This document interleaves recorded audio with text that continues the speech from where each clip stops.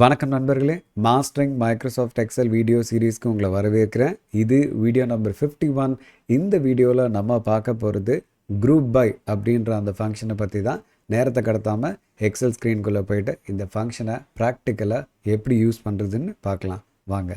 சரி, இப்போது நம்ம குரூப் பை ஃபங்க்ஷனை யூஸ் பண்ணுறதுக்கு முன்னாடி ஒரு சில பேராமீட்டர்ஸை வச்சு குரூப் பை எந்த இடத்துலலாம் வின்னர், எந்த இடத்துலலாம் லூசர், பிவட் டேபிள் எந்த இடத்துலலாம் வின்னர், எந்த இடத்துலலாம் லூசர். ஏன்னா இந்த குரூப் பை ஃபங்க்ஷனை நம்ம எழுத ஆரம்பிக்கும் போது நமக்கு வரப்போகிற முதல் சந்தேகமே நம்ம இதை ஈஸியாக பிவட் டேபிளில் பண்ணிடலாமே அப்படின்ற தாட் ப்ராசஸ் தான். இதை கற்றுக்கும் போது எனக்கு வந்தது. ஸோ நான் என்ன பண்ணேன்னா, பிவட் டேபிளில் இதை பண்ண முடியும், ரொம்ப ஈஸியாகவும் பண்ண முடியும். எதுக்காக இந்த ஃபங்க்ஷன் மைக்ரோசாஃப்ட் கொடுத்துருக்காங்க, இதுக்கு பின்னாடி ஏதாவது ரீசன் இருக்கா அப்படின்றத எக்ஸ்ப்ளோர் பண்ணி பார்க்கும்போது தான் ரொம்ப இன்ட்ரெஸ்டிங்கான விஷயங்கள் தெரிய வந்தது. ஸோ அதை நம்ம இப்போது தெரிஞ்சுக்க ஆரம்பிக்கலாம். 4 டிஃப்ரெண்ட் டைமென்ஷனில் இந்த 2 விஷயத்தையும் கம்பேர் பண்ணி பார்க்க போகிறோம். முதல் பேராமீட்டர் ஃபைல் சைஸு. நீங்கள் ஒரு லார்ஜ் டேட்டாவில் ஒர்க் பண்ணுற கேண்டிடேட்டாக இருந்தீங்க அப்படின்னா, ஒரு பிவட் டேபிளை க்ரியேட் பண்ணும் போது நீங்கள் ஃபேஸ் பண்ணக்கூடிய முதல் ப்ராப்ளம் எதுன்னு பார்த்தீங்கன்னா, உங்கள் ஃபைல் சைஸ் ஒவ்வொரு பிவட் டேபிள் க்ரியேட் ஆகும் போதும் இன்க்ரீஸ் ஆகிட்டே இருக்கும். இப்போ ஏற்கனவே என்னோடய ஃபைல் சைஸ் ஒரு 25 MB ஃபைல் சைஸ்னால், ஒரு பிவட் டேபிள் க்ரியேட் ஆனாலும் ஆப்வியஸ்லி நான் 30 MB மேலே போயிடுவேன். இது பிவட் கேஷேயில் டேட்டா ஸ்டோர் ஆகிறதால நடக்கிற ஒரு இஷ்யூன்றது பிவட் டேபிள் யூஸ் பண்ணிகிட்டு இருக்க நண்பர்களுக்கு நல்லாவே தெரியும். ஸோ எனக்கு ஃபைல் சைஸ் ஒரு பெரிய இஷ்யூ அப்படின்னு நினச்சிங்கன்னா, நீங்கள் சம்மரைஸ் பண்ணி ப்ரொடியூஸ் பண்ணணும் ரிசல்ட்டை, உங்களுக்கு நெசசிட்டி அந்த மாதிரி அமைஞ்சிருச்சுன்னா, அந்த இடத்துல யார் வின்னர்னு பார்த்தீங்கன்னா, குரூப் பை தான் வின்னரே தவிர பிவட் டேபிள் கிடையாது. ஸோ ஃபைல் சைஸை நான் இன்டாக்ட் வச்சுக்கிட்டு ஒரு ரிசல்ட்டை சம்மரைஸ் பண்ணி ப்ரொடியூஸ் பண்ணணும்னு நினச்சேன்னா, எனக்கு பிவட் டேபிளோட குரூப் பை ஃபங்க்ஷன் பெரிய ஹெல்ப் பண்ணும். சரி, 2வது பேராமீட்டருக்கு வருவோம். குரூப் பைன்றது ஒரு ஃபார்முலா. அப்படின்னா நம்ம இன்புட்ஸ், என்னென்ன இன்புட்ஸ் கொடுக்கணும், அதில் எந்த இடத்துலலாம் வேரி பண்ணணும், என்ன சின்டாக்ஸ் ஃபாலோ பண்ணணும், இது எல்லாமே ஞாபகம் வச்சுக்கிட்டால் மட்டும்தான் இந்த குரூப் பையை நம்ம யூஸ் பண்ண முடியும். ஸோ பொதுவாகவே ஃபார்முலானாலே அலர்ஜி அப்படின்றது சில பேருக்கு இருக்குது. அந்த மாதிரி நபராக இருந்தீங்கன்னா குரூப் பை உங்களுக்கு கொஞ்சம் கஷ்டமான விஷயந்தான். பட் புரிஞ்சுக்கிட்டோன்னா இதோட பெஸ்ட் எதுவுமே கிடையாது.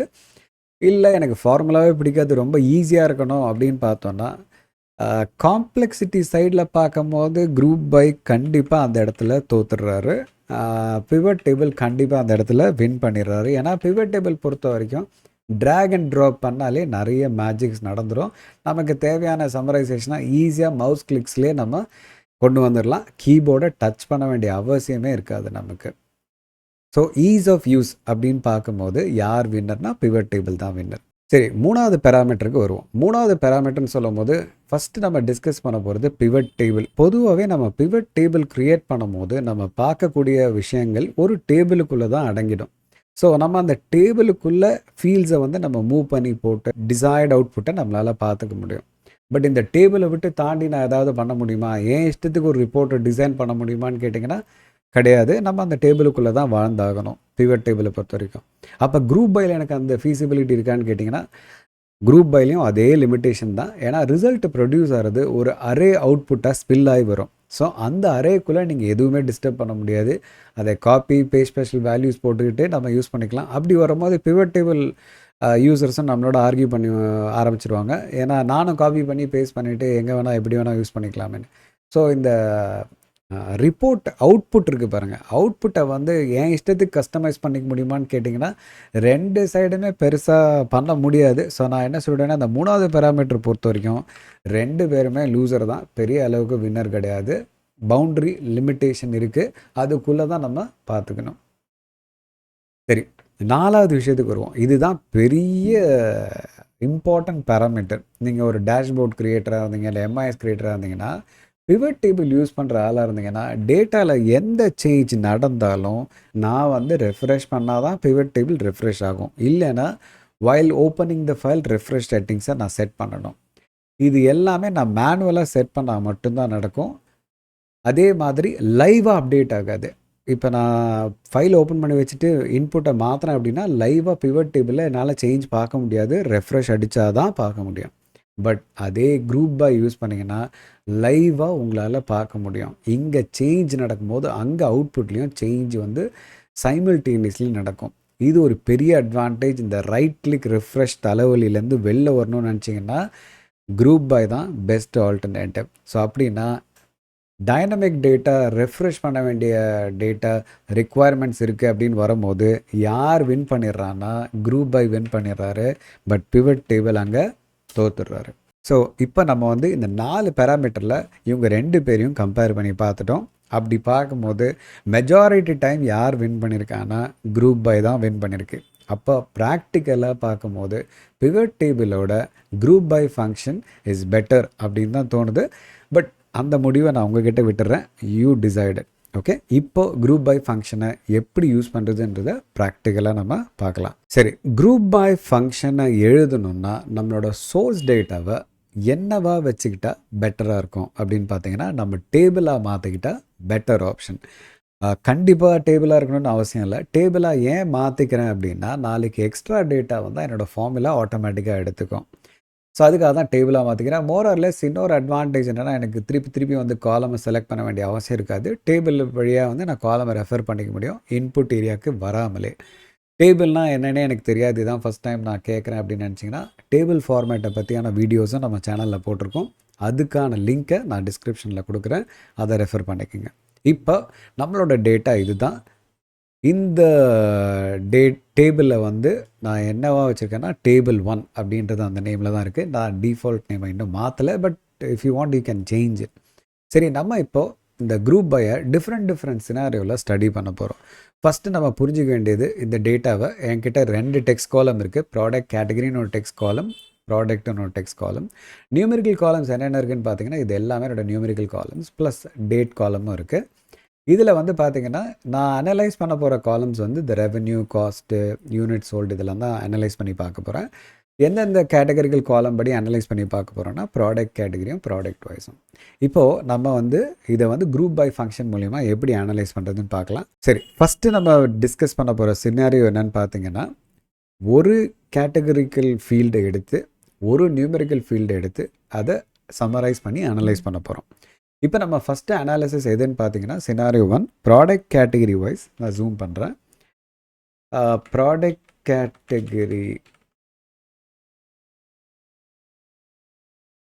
Category wise total revenue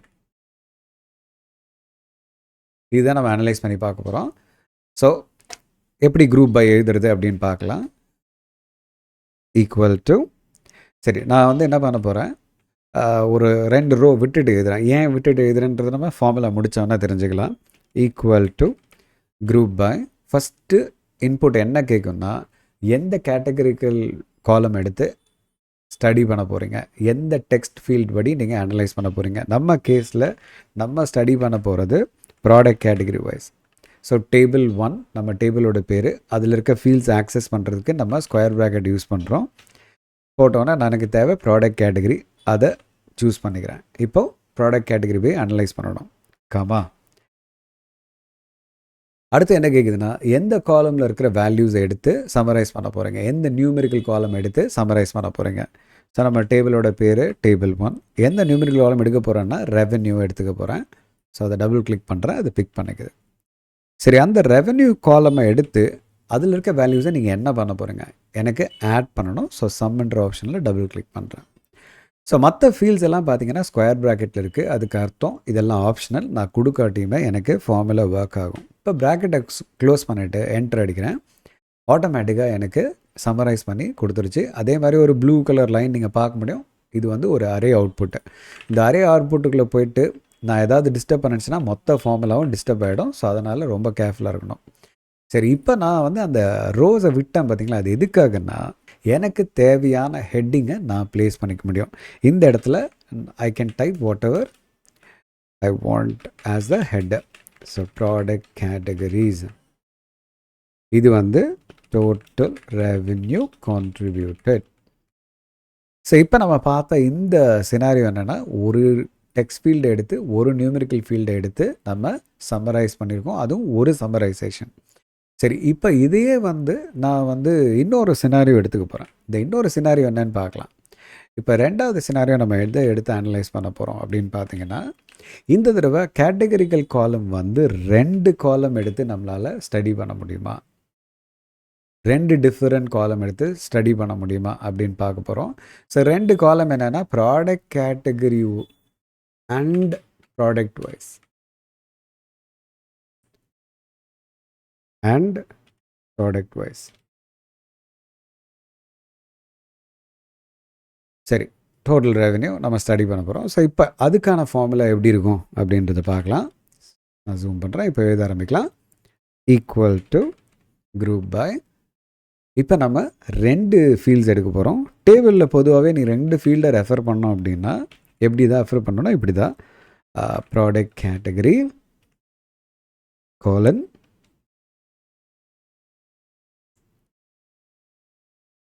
product, அதோட ஸ்கொயர் ப்ராக்கெட்டை க்ளோஸ் பண்ணிடும். ஸோ எனக்கு இந்த 2 காலம் தான் நீ எடுக்கணும் அப்படின்னு சொல்லிட்டேன். கமா எந்த நியூமெரிக்கல் காலம் எடுக்க போகிறோன்னா அதே ரெவென்யூ காலம் தான் எடுத்துக்க போகிறோம். டேபிள் 1ல் ரெவென்யூ காலம்.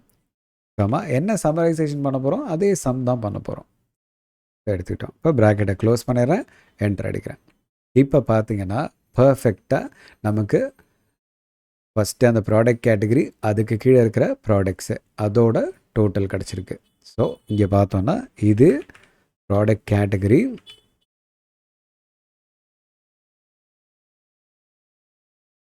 இது ப்ராடக்ட்டு, இது டோட்டல் ரெவென்யூ. சரி, இப்போ இதை நான் ஹைலைட் பண்ணுறேன். Then you can see. இப்போ பார்த்தீங்கன்னா நமக்கு இந்த மாதிரி அவுட்புட் வந்திருக்கும். இது வந்து சினாரியோ 2 நம்ம பார்த்தது. அப்படின்னா 2 ஃபீல்டை பேஸ் பண்ணி நம்மளால் சம்மரைஸ் பண்ண முடியுமானா தாராளமாக பண்ணலாம். அதுக்கான எக்ஸசைஸ், அதோட எக்ஸாம்பிள் தான் நான் உங்களுக்கு காமிச்சிருக்கேன். சரி, இதில் நம்ம வந்து பொதுவாகவே பிவட் டேபிள்னால் என்ன வரும்னா, இந்த ப்ராடக்ட் கேட்டகரி, ஒவ்வொரு ப்ராடக்ட் கேட்டகரி ஒரு சப் டோட்டல் கிடைக்கும். அந்த மாதிரி நம்ம குரூப் பையில் கொண்டு வர முடியுமா அப்படின்றத பார்க்கலாம். இப்போ நான் ஃபார்முலாக்குள்ளே போகிறேன், அதுக்கு ஆப்ஷன்ஸ் இருக்கான்னு பார்க்கலாம். இந்த சம்மோட நிறுத்திட்டோம் இல்லையா. ஆமாம், இப்போ என்ன கேட்குதுன்னா, இந்த 4வது இன்புட் என்ன கேட்குதுன்னா, உனக்கு ஹெட்டரை நீயே பாப்புலேட் பண்ணிக்கிறியா இல்லை நான் பாப்புலேட் பண்ணுவா, நீ செலக்ட் பண்ணியிருக்கிற அந்த ஏரியாவில் இருக்க அந்த ஹெட்டரை கொண்டு வந்து இங்கே கொண்டு வருவா, அந்த மாதிரி ஆப்ஷன்ஸ் கேட்குது. பட் இதில் நம்ம டிசைட் பண்ணுறது தான். என்ன கேட்டிங்கன்னா, பொதுவாகவே குரூப் பையில் நீங்கள் ஹெட்டரை டைப் பண்ணிக்கிறது better option. So that you will have a control over it. சரி, இப்போ இந்த கேஸில் நான் என்ன சொல்கிறேன், எனக்கு நீ ஹெட்டர் கொடுக்காத, நான் பார்த்துக்கிறேன்னு சொல்கிறேன். அதனால் 0.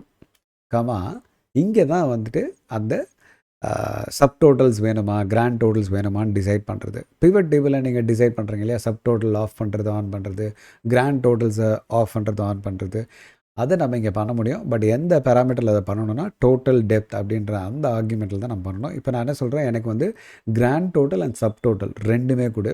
அதே மாதிரி எங்கே வேணும், பொசிஷன்ஸ் எங்கே வேணுன்றதை நம்ம டிசைட் பண்ணலாம்.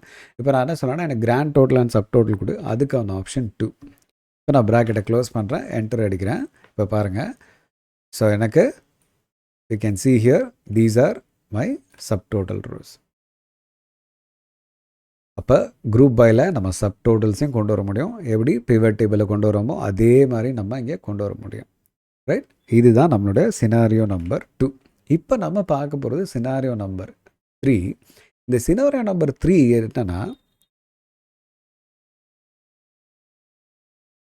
சினாரியோ நம்பர் 3ல் நான் எடுத்துகிட்டு வர போகிறது இன்னொரு இன்ட்ரெஸ்டிங்கான விஷயம். சரி, எனக்கு வந்து 2 கேட்டகரிக்கல் ஃபீல்டு எடுத்துகிட்டு வந்தோம். சரி, 2 நியூமெரிக்கல் ஃபீல்ட்ஸை கொண்டு வர முடியுமா, ரெவென்யூவும் பார்க்கணும், காஸ்ட்டும் பார்க்கணும், அதை பண்ண முடியுமா அப்படின்னு செக் பண்ணிடலாம்.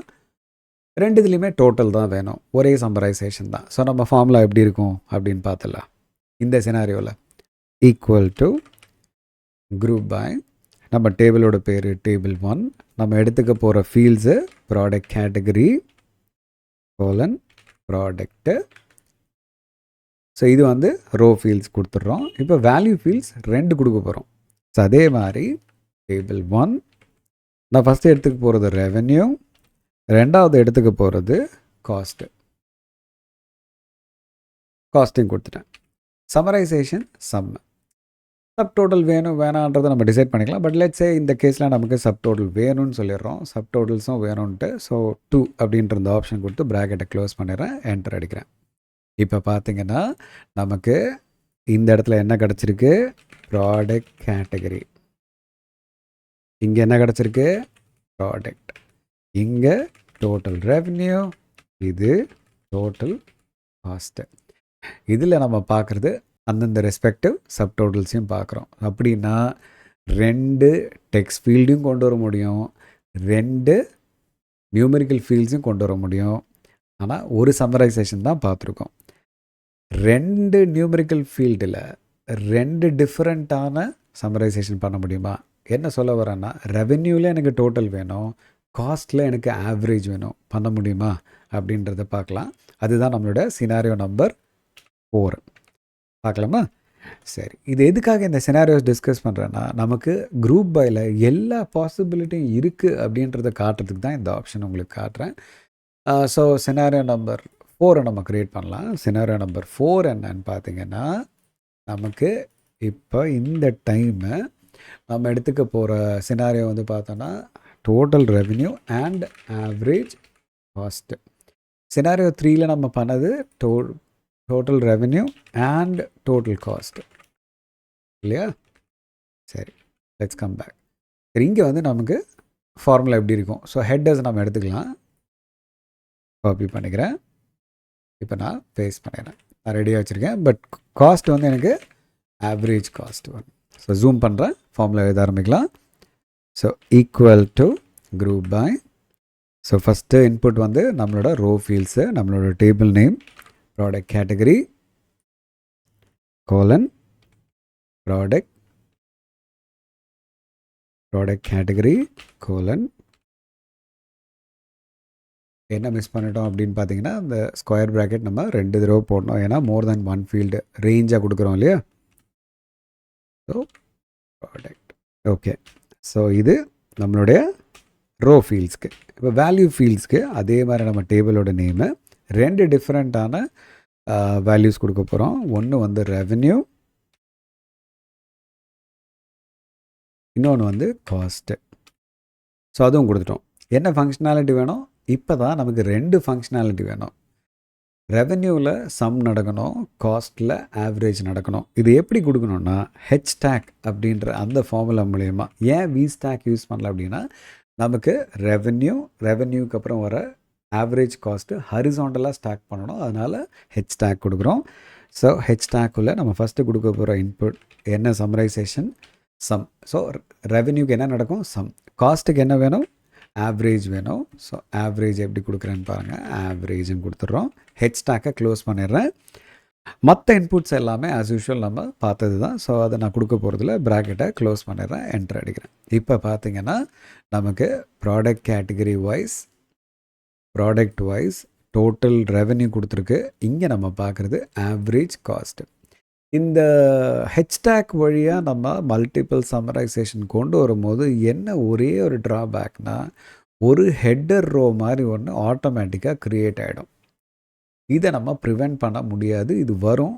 இதை வந்து நம்ம என்ன பண்ணலான்னா, ப்ராபப்ளி நம்ம இந்த ரோவை ஹைட் பண்ண முடியுதா அப்படின்னு பார்க்கலாம். ஹைட் பண்ண முடிஞ்சதுன்னா then you can height it. That's not an issue. இல்லை, என்னால் ஹைட்லாம் பண்ண முடியாது, எனக்கு வர அவுட்புட்டே எனக்கு வந்துட்டு வெறும் இங்கேருந்து தான் எனக்கு ஸ்டார்ட் ஆகணும், இந்த ரோ எனக்கு வேண்டாம் அப்படின்னு நினச்சிங்கன்னா, உங்களோட ஃபார்முலாவை நம்ம இன்னொரு அரே ஃபார்முலாக்குள்ளே நம்ம எழுதினோன்னா இதை அச்சீவ் பண்ண முடியும்.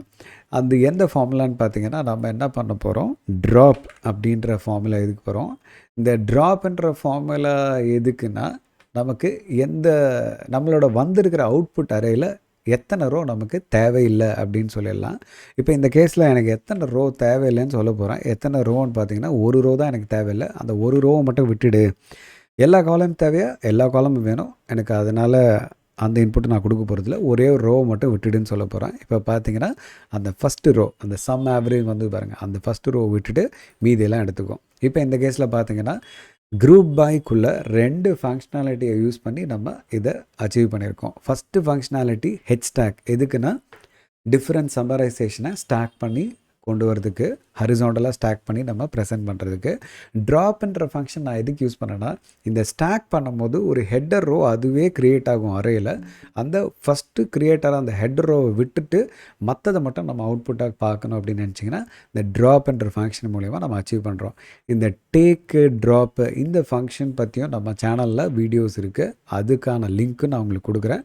இப்போ இந்த 4 சினாரியோவில் நீங்கள் பார்த்தீங்கன்னா, என்னால் ஒரு டெக்ஸ்ட் ஃபீல்டு எடுக்க முடியும், மல்டிபிள் டெக்ஸ்ட் ஃபீல்டு எடுக்க முடியும்.